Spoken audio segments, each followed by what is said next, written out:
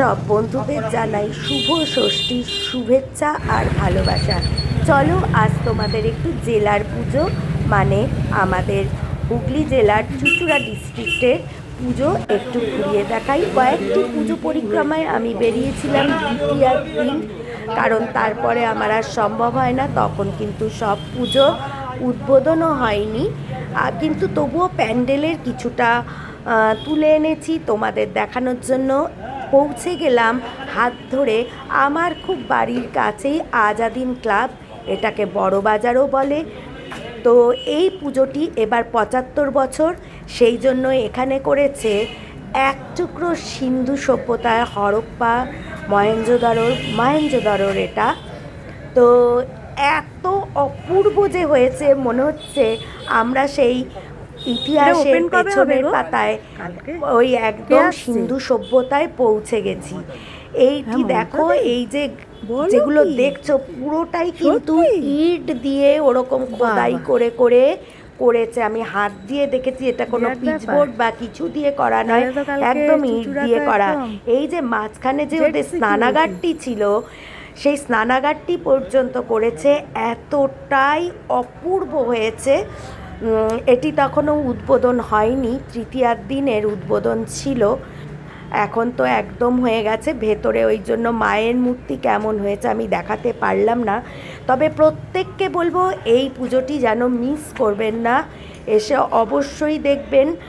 মানে সত্যি আপনারা এটুকু বলতে পারি, পৌঁছে যাবেন একদম ইতিহাসের পেছনে, সিন্ধু সভ্যতায়।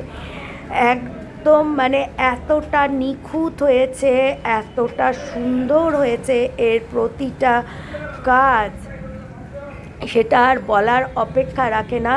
ফটোতে কতটা ক্যামেরাতে কতটা বন্দি করতে পেরেছি আমি জানি না, তবে নিজের চোখে দেখলে বুঝবেন যে কত পরিশ্রমের ফসল এই মণ্ডপটি।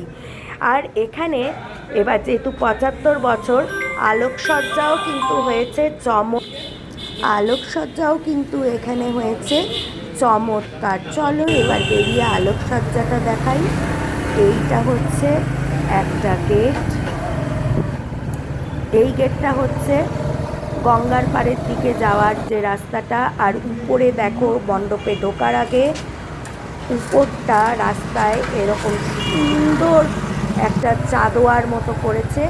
আর এটা হচ্ছে লঞ্চ ঘাটের দিকে যে রাস্তাটা বেরিয়ে গেছে, সেই দিকের রাস্তার এই টোটাল আলোকসজ্জাটা মানে অসাধারণ হয়েছে। যেমন মণ্ডপসজ্জা তেমন আলোকসজ্জা। ৭৫ বছর মানে একদম ৭৫ বছরের মতোই হয়েছে আজাদিন ক্লাবের সব কিছু। এবার চলো পায়ে পায়ে এগিয়ে যাই একটু পেয়ারা বাগানের দিকে। পেয়ারা বাগানের আলোকসজ্জাও কিন্তু কম সুন্দর হয়নি। এটি যে দেখছো, এগুলো কিন্তু